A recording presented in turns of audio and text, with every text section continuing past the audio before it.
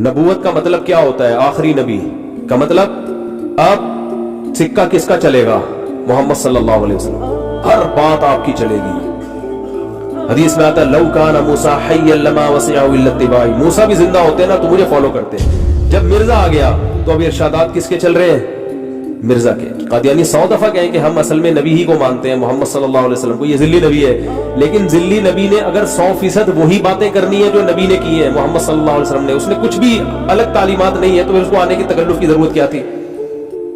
ہے بھائی، اس کو اس تکلف کی ضرورت کیا تھی؟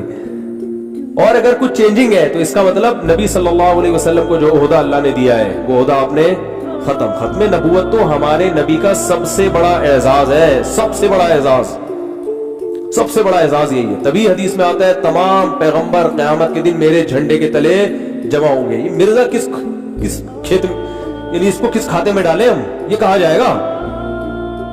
اگر یہ بھی نبی کا ذلی نبی ہے معاذ اللہ، تو یہ کیا کر رہا ہوگا وہاں پہ؟